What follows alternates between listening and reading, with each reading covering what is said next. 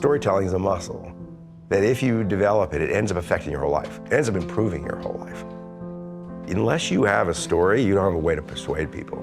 Michael Lewis is one of the country's best-known nonfiction writers, author of 20 books overall, 3 of which have been turned into Oscar-nominated films. In this class, you'll get unprecedented access to how I've written some of my best-selling books. From the snap of the ball to the snap of the first bone is closer to 4 seconds than 5. One Mississippi. I met Sam Bankman-Fried not knowing who he was. After about 2 hours said, I don't know where your life is going, but I just want to watch. The writing of a book is the telling of a story. The scene ends with her grabbing a pair of garden shears and cutting this woman's body open, reaching in, grabbing her lung and tossing it into a bucket and riding off while the men kind of just melt. If you learn how to tell a story better, it gives you powers you didn't have in all sorts of places. If you're in a job interview, if you got to give a speech, you got to go to a dinner party. If you get better at it, you get better at life. You see this in fiction. You see this in Bond films. In the very beginning of any story, you essentially load a gun, put it in the drawer, and the reader knows at some point that gun is coming out of the drawer and someone's going to get shot. So I don't think at all as like, oh, what I'm doing is teaching people how to write a book. I think it's more like if you learn how to tell a story, it will just enhance your life in all kinds of ways.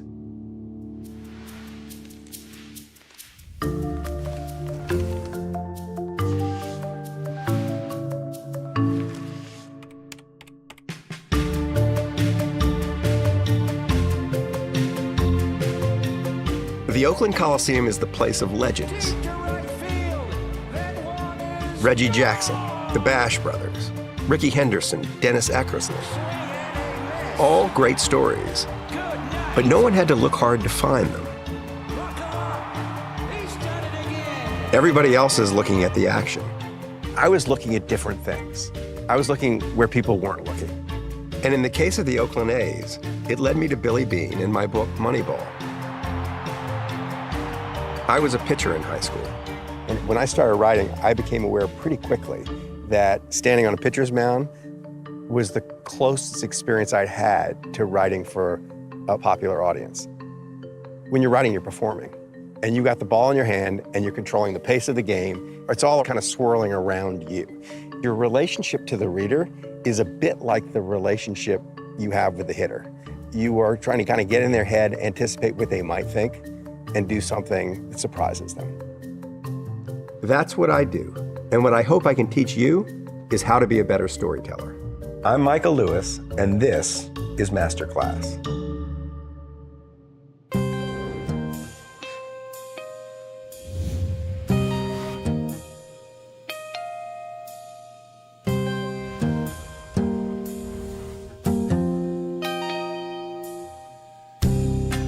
Story organizes your facts into meaning. The facts are dry. Facts don't stick in people's minds. You know, if you just give people a list of facts, they won't remember it. But if you give people a story, they'll remember the facts in the story. People think in stories. That you can give them all the data in the world and that won't move them. You've got to organize the data into a story. We're going to talk quite a bit about the elements of story, like how you find your idea, how you find characters, what a character is, how you structure a story, how you might start a story, how you might end a story, how you might use start and end as the beginning of figuring out what the structure is. And in this class, what we're going to do, we do something a little different. We're going to bring in a couple of the subjects from the books. And I'm not going to be there when they're talking about it for much of it, but then I'm going to sit down with them and just talk to them about how they saw it, how they read it, how they thought about it, and how that might be a little different from how I saw it and thought about it. I think in the end, it's sort of like making you feel comfortable with just the idea of telling a story. Once you accept this way of life, that you're going to wander through the world looking for gold mines and turning over rocks everywhere you go, it just opens up the world to you. There are no limits.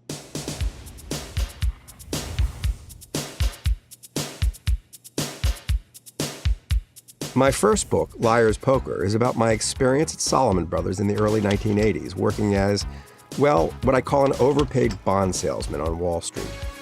It's a lesson in how to use your experience to find good stories. The 2.5 years I spent on Wall Street, just the idea of me sitting on a desk, picking up a phone to call someone who's supposedly a professional investor and tell them what to do with hundreds of millions of dollars, they knew it was preposterous. Then on top of it, people were thinking I was good at it and that were listening to me and the money was flying around. I had everybody who knew me, who I would talk about this world to, would say, this is insane. Like, that's how that place works? Like, they listen to you? You don't know anything. And I was very aware that that hook was that. It was, you shouldn't listen to him, but you do. And as a result, he's getting rich and his firm is getting rich. That was the basis of all of it. This isn't like some deep expertise. It's like a gusher has appeared in our midst and everybody's getting their pails out and catching as much oil as they can and running away. It was more like that. So the hook was that. It was like, you're thinking of it as a lot of boring people in suits who know what they're doing.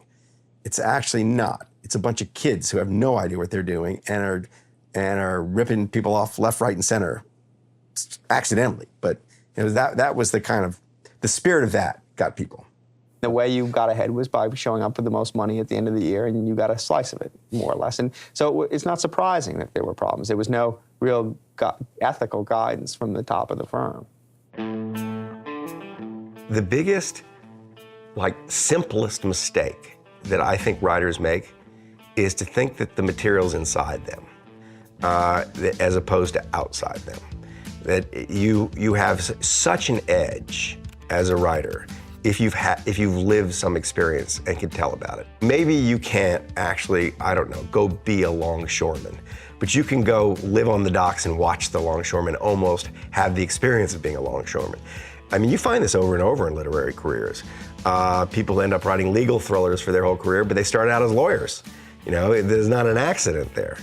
So seeking those experiences consciously is one great strategy for kind of finding your way into material. George Plimpton doesn't write a book about, what it's like to be a quarterback in the NFL. He actually gets himself hired by the Detroit Lions in training camp to go be a quarterback in the NFL. This is gold if you can get yourself in these situations.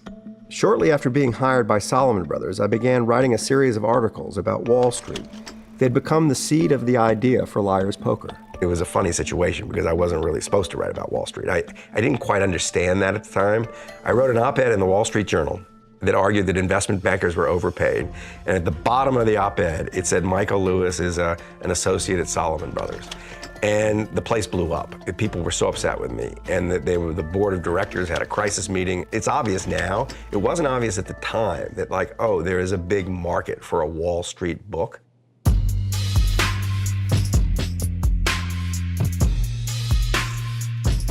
I made a mistake in the beginning. When I went and sold Liar's Poker as a book, I sold it on the basis of a proposal. It's the only time I've done it in a conventional way. I wrote out a proposal, wrote a chapter, laid out the chapters. This is what you do when you go and sell a book.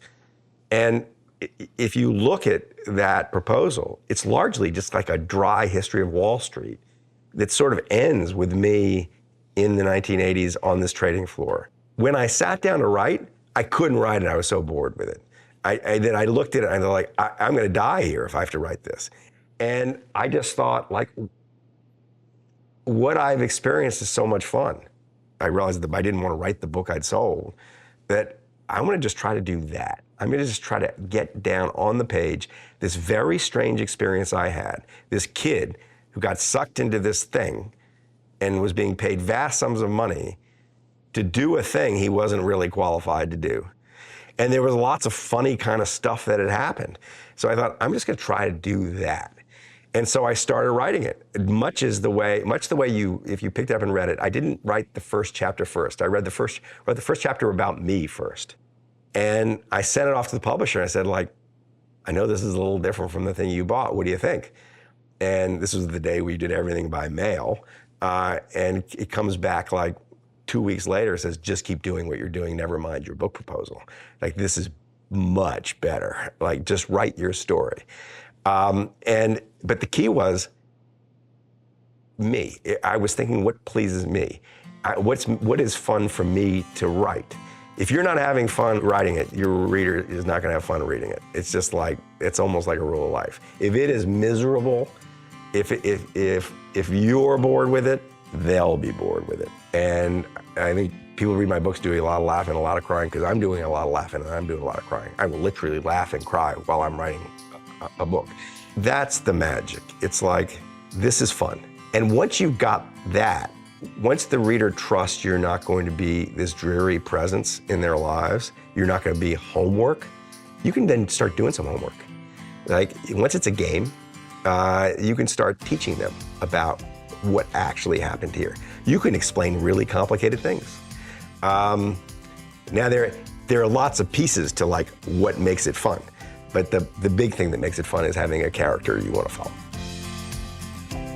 If you look at those Liar's Poker outlines, you'll see what I did is I injected the fun back in. When I sat down, I said, I'm just gonna tell it exactly how it was and describe the experience exactly how it was. It jumped off the page. The lesson I took from Liar's Poker was a book is not a bloodless outline of subject A followed by small subhead 1, etc. That it's actually, it's a story. And that I'm just gonna try to grab you by the lapels and keep you here. Just turning the page because you wanna know what happens next. People have a bad habit of underestimating the importance of actually entertaining the reader. And they get kind of worthy and self-conscious and, I don't know, unfun when they're writing.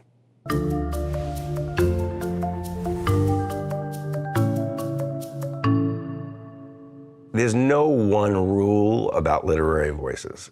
It just so happens that my voice sounds a lot like my voice when I'm just talking to you. So it's a demotic voice. There are plenty of literary voices that don't sound like anything like any person you know talking. But I do think there's some tricks to finding out who you are on the page very, very early on in your writing life. And I think one of the tricks is you have to be in a position where you're writing for someone who loves you, or you're writing for someone who you're not afraid of. The imagined recipient of whoever, of what you're writing is someone who is open, is going to be seeing it in the best possible light, will not hold you harshly accountable for any mistakes you make, will not be making fun of you. There's someone like that in your life. And it might be your mother, it might be just a close friend. I literally started, when I first had this kind of glimmer in my eye that I wonder if I'm a writer, I was submitting magazine articles to no great effect to magazines, but I was writing these long letters to my mother about what I was experiencing. And I was putting a lot of effort into them.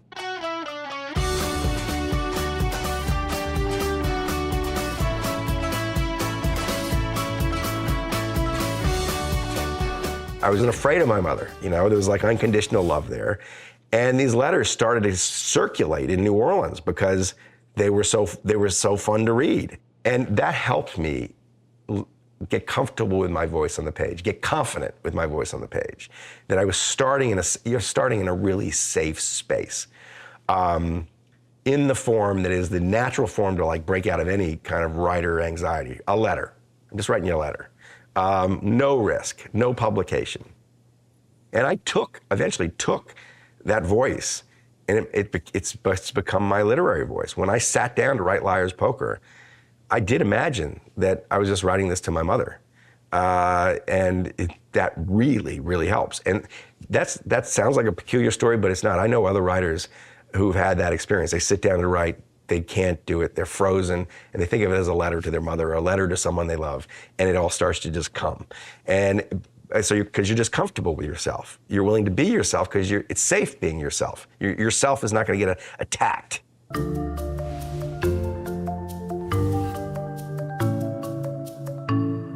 You can feel when something gets better, and you remember that it starts to develop a muscle memory. One trick is to read it aloud. And if you're reading it aloud to yourself, you'll see things and hear things that you just wouldn't pick up if you're just reading it. You'll also pick up when they're like boring dead spots, like where you don't even want to read it, and it'll make you more aware of where it needs work and where it doesn't. Corollary to this is write the thing you're going to write as best you can, Read it aloud to yourself, edit it, get to the point where you feel it's kind of polished. It's a story of some sort.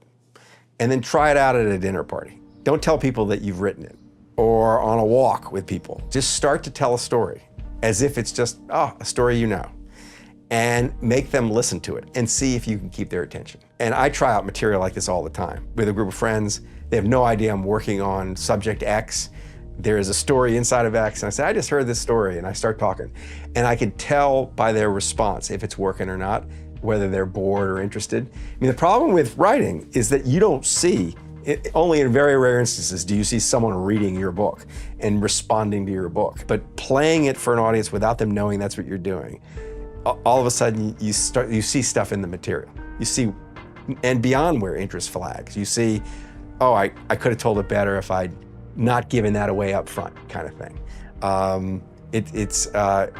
A live audience is extremely helpful, especially when they don't know that's how you're using them. If they just think, Michael's just telling me a story. I don't have to be, there's no rule I have to pretend to be interested. The strength of oral storytelling, of reading your own work or telling someone the story without, just to see how they respond, you purge your work of pretension, of idiocy that you don't spot until you say it and someone hears it and reacts to it, of omission. It's an antidote to the sort of like the risks of writing, the creative risks of writing is you're isolated and you're in your little bubble and you don't know what you don't know. It opens up the printed work.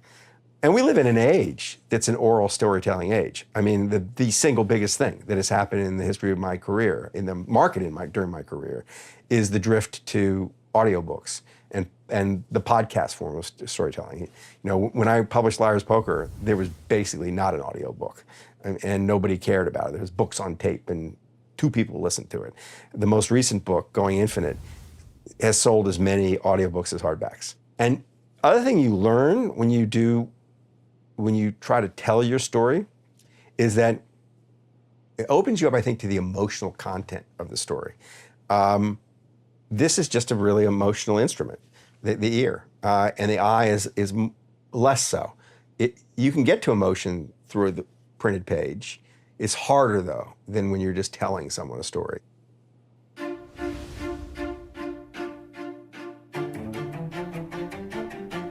Curiosity is very important. How you just move through the world is important. And I wander through the world, and when something interests me and I think, that's odd, I just met an Uber driver who quit being a doctor to become an Uber driver. Or whatever it is, you run across something strange or interesting, catches your eye, and I don't want to forget about it. I want to just stick a pin in it and think, maybe I'll come back to that. I've never gone hunting for ideas. I just try to be alive to what interests me in the world. And when I see something that's interesting, I make a point of just noting it. So in my office, I have 2 piles of manila folders. Over here and over here, I have my hot pile, and these are projects I'm actually working on. Something will happen with them. One is a podcast season, one is a TV show, one is a possible book, at least a long article. One is the afterword to the paperback of my last book. But over here, this is the weird pile. This is the cold pile. And over the years, I made thousands of manila folders of ideas that probably won't happen, but the things that have struck me as I move through the world that I don't want to forget. I mean, this is all stuff I've accumulated for a TV show I'm writing for Apple about, it's kind of the beginning of the market for Cuban baseball players. It's when they first started to escape Cuba and play here in the early 90s, and it's an absolutely riveting story. So at the top of this, there's nothing in it. It's just a vanilla folder that says prolific prep on it. And on the outside it says 6'10", 270-pound Nigerian who just arrived 2 days earlier and almost dunked my child. So I was at my son's, he was 15 years old. He was 5'2", playing on his high school basketball team in the summer. We went to this tournament, and into the gym walks a team that looks like an NBA basketball team to play him. And they're called Prolific Prep. I'd never heard of them. They aren't a school. They are a training academy for future NBA players that's up in Napa. And my son's team lost like 110-20. You just notice things. Partly sports, partly not sports. It's weird to me that possibly the best run sports organization, professional sports organization, is the Green Bay Packers, that is the one sports organization that's owned by the fans. It's a nonprofit corporation owned by the citizens of Green Bay, and they all own shares. It's not some egomaniac rich person who owns it. It got me thinking, there's probably interesting to do about governance, about what structures work and what don't. The meta point is, people don't pay attention to what's interesting. They pay attention briefly.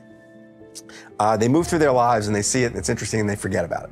You gotta really, when you have that moment, well, that interests me, you've gotta really seize it. You've gotta say, I'm planting a flag on this, that I'm not gonna forget it. I'm interested for a reason. I might not even know what the reason is, but I just wanna note that I'm interested in this. Because that's the rocket fuel here. The rocket fuel is your interest in the subject.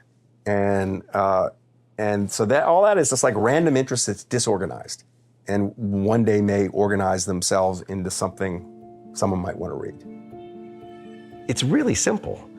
It's paying attention to your curiosity, because your curiosity will lead to a passion on the page. And you can interest a reader in anything. It doesn't have to be about a famous person, it doesn't have to be about an important thing. It can be about the seemingly most trivial thing, and you can make it important just by the power of your curiosity. So it's noting the curiosity, pursuing it, and without fear that the thing you're interested in isn't what other people are interested in. That's the good thing. If you're interested in something no one else is interested in, you got gold, because you're gonna go places with it no one else is gonna go. Some of the best books are written about things that you would never imagine a book would be written about. So that's the beginning, that's the gold. It's like how you feel about it. And I try to sort of like reduce to almost a sentence what this thing is about. It's not about pandemics, it's about our society ceasing to care for its people. It's not about cryptocurrency, it's about the collision of this strange intellect with the wider world. It's not about how you win baseball games with no money, it's about how people aren't actually properly valued by markets. Reduce it like you boiling it down to its essence. So then you can like explode off of that and everything, and realize that's going to be kind of like a hub for everything you do.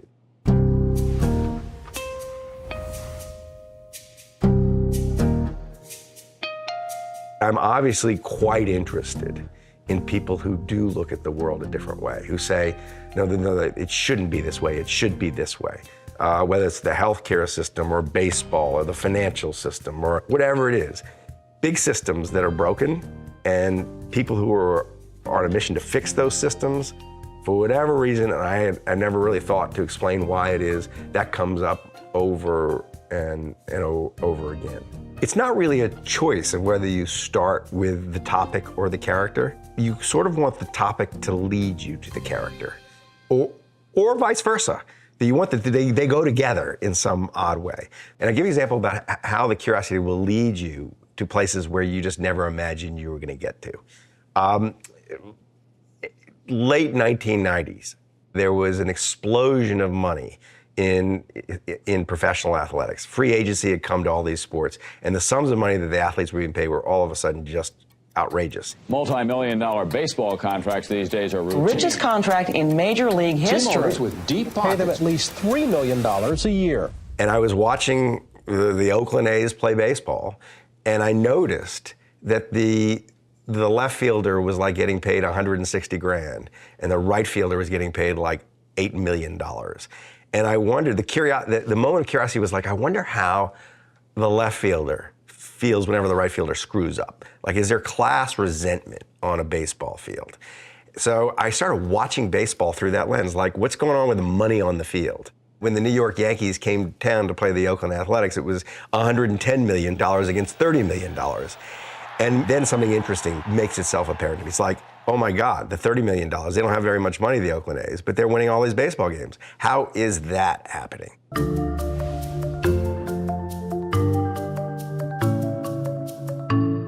The closer you got to the Oakland A's when I first started looking at them, the less they looked like a team of professional athletes. It looked like a beer league softball team, I mean, and a baseball uniform covers up a lot like a business suit. You know, like you don't quite see what the body is underneath. And it wasn't until I got them in the clubhouse and they didn't have clothes on that I really saw it. But you could look at the difference between them and the other team, and they just didn't look the same. And that turned out to be like an important point, that they were in the market for players that didn't look right because those players would be undervalued. I happened to meet a person who had been the president of the Oakland A's a previous generation. And I happened to say, you know, he's been watching this and it's a little weird. And he said, here's Billy Beane's phone number, you should call him and talk to him. And I called up the general manager of the Oakland A's, Billy Beane, and said, can I come see you and talk about this? And this is where it gets even more interesting, is if you're asking the right question, the people you're asking it to know it. Like no one had asked him the question, how do I compete when I don't have money to buy the players? And the answer ends up being, I compete because people don't actually know how to value baseball players. We can find better ways to value baseball players so we can buy cheap ones and sell ones that are overvalued. That's the beginning of a great story.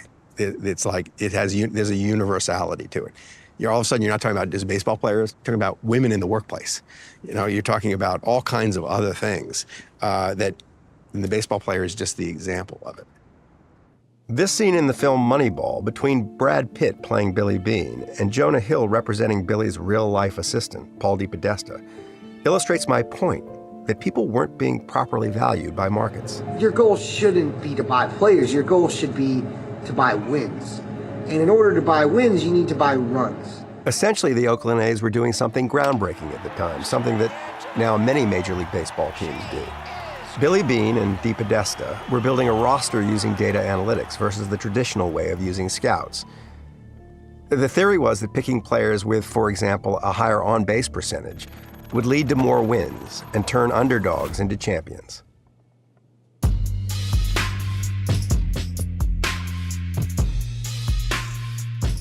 We're kind of a nice little local story, kind of the little choo-choo that could. We'd made the playoffs, but nobody was really paying attention to us nationally. It was kind of like we were going to come and go.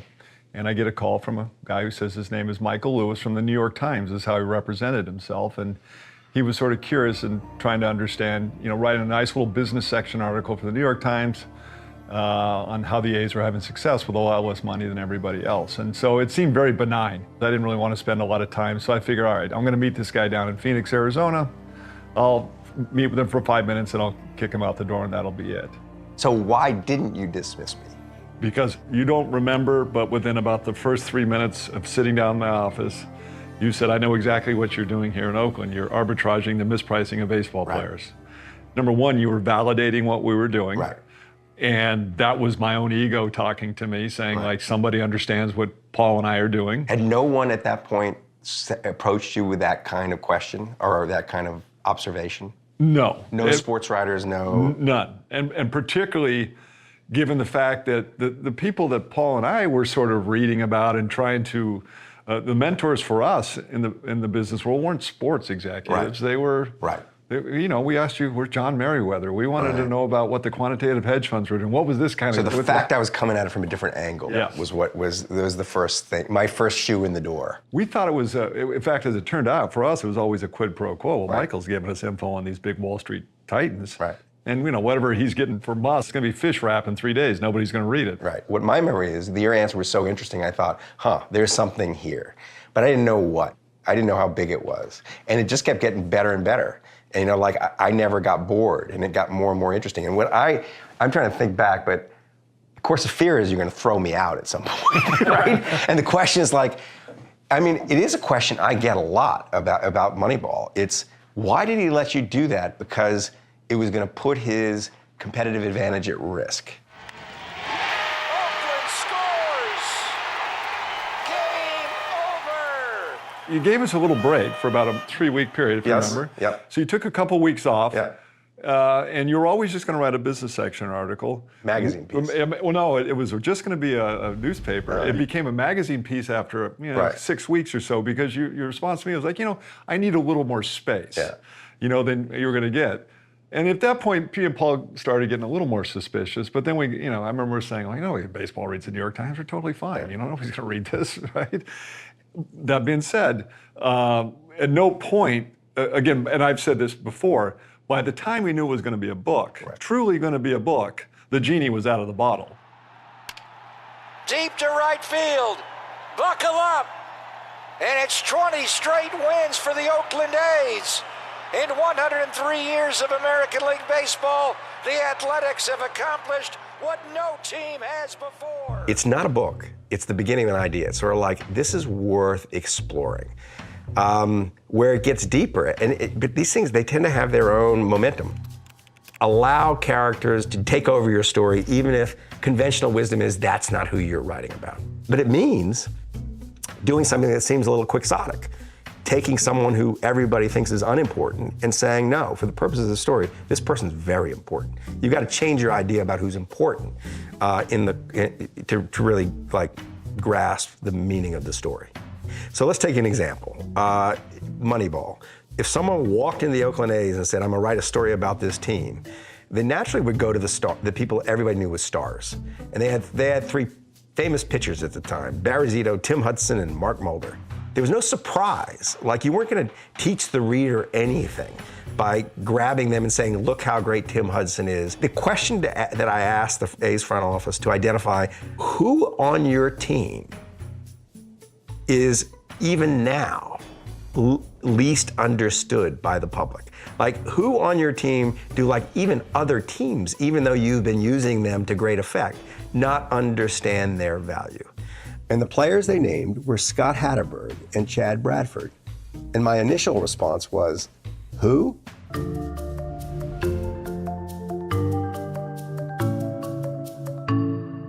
In the case of Hatterberg, he was a subtle case, but he did something that no one thought was that valuable.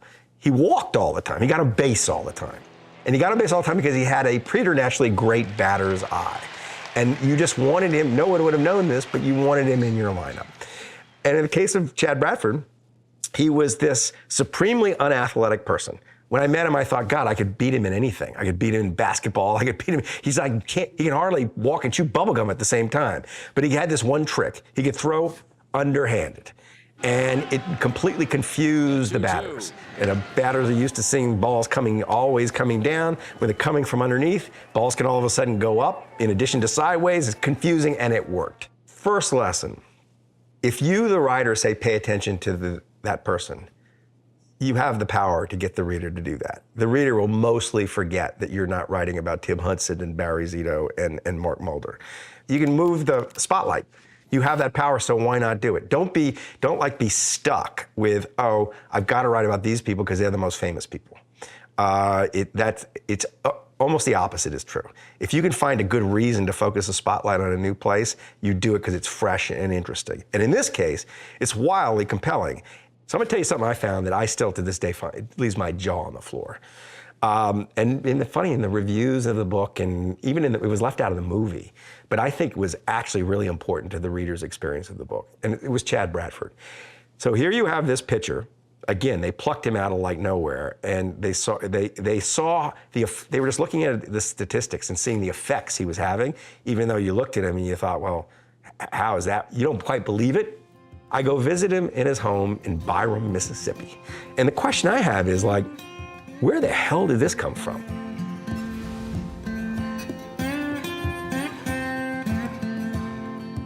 So I get to his house, and his dad is in a wheelchair. And his dad tells me, it was always important to me to throw the baseball with my little boy. And his dad had an accident when Chad was 4. And when they threw, the dad couldn't throw overhand. The dad's, he could only throw like that. And Chad Bradford grew up with a dad throwing fast pitch underhand to him, so he watched that motion over and over and over and over. And it occurred to no one that that's where this came from. Where baseball skills often come from is fathers playing catch with sons. And Chad's dad threw the way Chad would throw when he got to the big leagues. And what was so great about that is that the Oakland A's had found him through statistics. They didn't care about the story. All they cared about was the result. But that once you were on to the result and started with that, and just accepted, the premise of the story was finding people like this, It was amazing the emotional content that was underneath it. If you get into the writing game, you start to actually develop a muscle where if you feel X or think X when everybody else feels Y or thinks Y, you realize that's the gold. Like the gold is you're thinking about this differently, that you have some view that is not being expressed or some story that you think is important that other people don't think is important. The fact that you are an outlier in some way, on a subject, on a person, on an idea, is the beginning of something really great. So pay attention to the unusual, powerful interest you have in other human beings. It can lead you to story.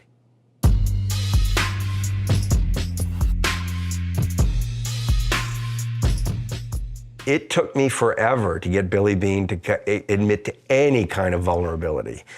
We had spent months together, and it was only when we were alone in a dark car in the middle of the night, coming back from a minor league baseball game that I'd gone to with him, that I started talking to him about his regrets in life. And he started to get very emotional about how he hadn't gotten to go to Stanford, he hadn't gone to college because people had thought he was such a great future baseball player because they did things like measure this stuff, like his foot speed, like his jumping, like the structure of his face that made him seem like he was something he wasn't. And this phrase came out of his mouth. I was saying, like, what did they do? He said, the first thing they did was run you. And in the dark, in the car, I could barely read it when I got out, but I had my notepad and I was kind of quietly scribbling. I wrote, the first thing they did was run you, and I knew that was the first line of the book. So I didn't even write it. That came out of his mouth. If there's any secret to the openings of my books, it's that by the time I've got to the point where I'm writing the opening, so much has happened. So it's that feeling is present when I'm writing the beginning of the book. It's like, it should be like a great symphony. The first thing they always did was run you. When big league scouts road tested a group of elite amateur prospects, foot speed was the first item they checked off their lists. Billy Beane was identified as a future Hall of Famer. He said the Mets made me a first-round draft choice and gave me a couple $100,000, and it seemed like that's what I should do. And they did it because they were misvaluing him. The other way, they were seeing value in him that didn't exist. He looked the part. He ticked all these boxes that they were using to evaluate 17-year-old kids. It wasn't the right boxes. By now, everyone knew that Billy was the guy destined for the Hall of Fame who never panned out. He was still at an age where he might have developed further as a player, said LaJoie.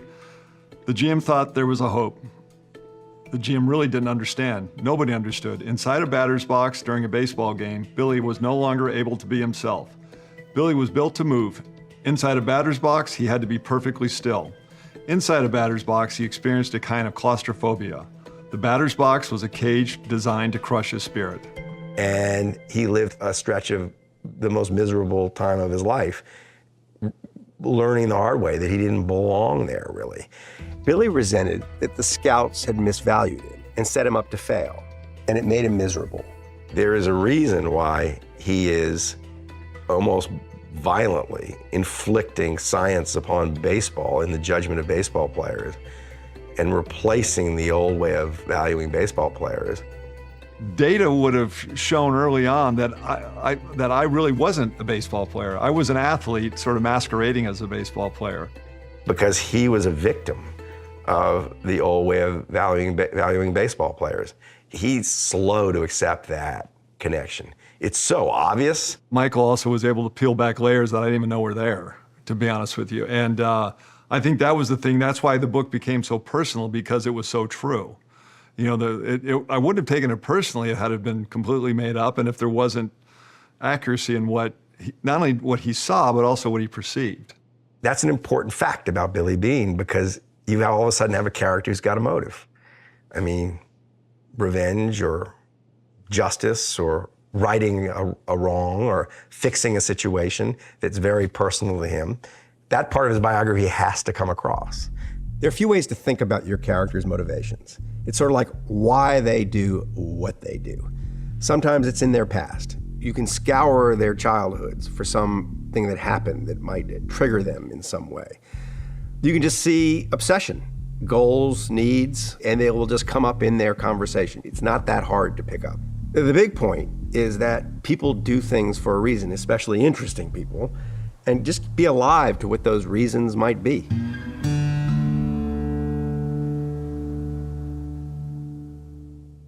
Some people tell stories where they're always the victim, or some people tell stories where they're always the smart person in the story, or some people tell stories where something irritating always happened to them, or some people tell stories where they're like lucky or grateful. As a writer, it's your duty to write them the way you see them and let the chips fall where they may. And what you find is that then the person comes to terms with your portrait of them, and they sort of like, yeah, that's me. They kind of like adjust. You can actually teach people about how they are. And the analogy, I think, is maybe not a bad one, is you're a bit like the tape recorder. The first time the person has ever heard their voice on a tape recording. The first time you ever heard your voice on a recording, you thought, that's not me. Or that's a little different. I didn't know I sounded like that. Or I don't want to listen to that. But the tape recorder's not lying. It's actually giving you what you sound like. And that's your job. Your job is to be the tape recorder. And sometimes people are going to get upset with that, but you have to insist that I'm going to be the tape recorder.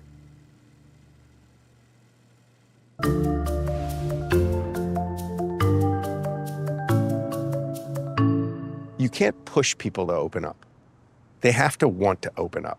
You have to create an environment where they feel safe, that it's safe to open up. And that's weird because you were about to write about them. It's not safe. It's like being a good therapist, probably. It's probably the same sort of thing. I'm not sure therapy works, but writing does. The relationship I end up with a lot of my subjects is a lot like a therapist relationship. They just start to like to bounce stuff off me because I'm listening in a way that's useful to them. So that might be it. You know, make yourself a useful listener. Like, they get a lot out of just saying the things to you, trying to figure out what it's like to walk in their shoes. And they sense that. And there are lots of little things. I mean, one little thing is I never go in just like scribbling notes. It's just like in the beginning, it's just like, we're gonna talk. This is all like off the record for a while. And I want to get a sense of what this is. Especially people who like are familiar with the media or dealing with the media, like the baseball players were, like the management here was. They're so used to people just trying to get a quote or get something that they might distort, or they're not interested in understanding, that when they collide with someone who's just trying to understand, you forget that this person is a journalist. You know, that's because you're so used to this other thing being journalism, and you cease to behave the way you would behave in the presence of journalists. I would watch it with Billy Beane. He'd go from sitting in an office with me and just shooting the shit, and I'd learn all kinds of stuff. And he was talking to me like I was his best friend, to going to a press conference where he'd clam up, become this formal presence, and not say anything interesting. He'd go from being the most interesting man in the world, like the Dos Equis guy, to being like a suit. And what the public got was the suit, because that was not a safe space. So you don't want to create that formal, or you'll create a very loose, informal, safe space where they're getting something out of it.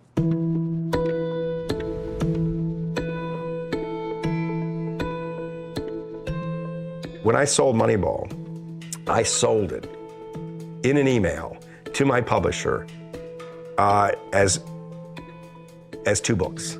The first one's going to be called Moneyball, but the only reason I'm writing that one is to write the second one, which is going to be called Underdogs. And Moneyball, I thought, was going to set up Underdogs. Underdogs was about the amateur players that the Oakland A's had drafted using just statistics, like blind to like what their scouts said. It was like, never mind what they look like, never mind what you experts say, we're just going to analyze their performance statistics and draft them based on that. And they're going to be a little like science experience. The problem was, I didn't expect Moneyball to have the effects it did, or for the culture to take it in so fast. It seemed like overnight, all of a sudden, pro sports embraces analytics and data and this new approach to running baseball teams and other kinds of teams. And there was nothing the A's were going to learn from these players or I was going to learn that hadn't already been in print. So I'm now almost 3 years into writing Underdogs, and I realized that not only had I said pretty much everything I had to say about the baseball analytics revolution, but there were a lot of other people who were saying it too. Sometimes you have to move on and open yourself to other ideas. What bailed me out was I went to have drinks with the editor of the New York Times Magazine, and he was a couple of glasses of wine into dinner, and he says, "What would you like to write about?" I said, "If you ask me who the most important person I know is in my life, it was my high school baseball coach." He persuaded me that I had a story, that it was a narrative to my life. I might be someone who didn't have, obviously, the most talent, but I was someone who was unbelievably good under pressure, had a masterful ability to control a baseball game. And a baseball game was like a story, that from the pitcher's mound, you controlled the story of the game. And had this kind of ineffable specialness that you wanted in an athlete, and that those traits would translate into my life. There's no chance in the world that I would have taken the risk of trying to write in the first place without that. And I certainly wouldn't have put one middle finger up to Wall Street when I was 23 years old. So I connect directly my literary career, not to an English teacher, not to the books I read, when I was 10 years old, not to some deep, desire to write, but to that coach. I called up a teammate of mine named Sean Toohey, who I hadn't seen since high school, and said, "Could I just come by your house and talk to you about Coach Fitzgerald?" And he said, "Not only can you come by my house, I'll come pick you up at the airport."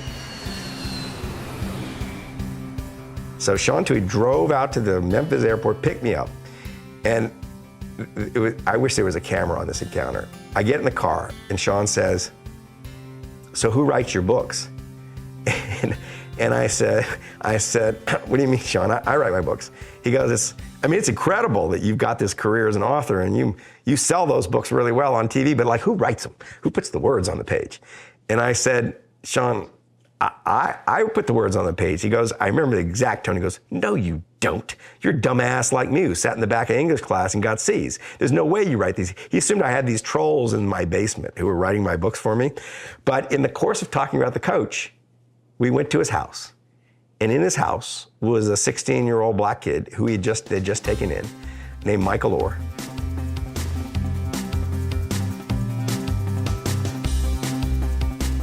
That story walked into my life just as the Moneyball sequel was dying. And so The Blind Side sort of stepped in and replaced it.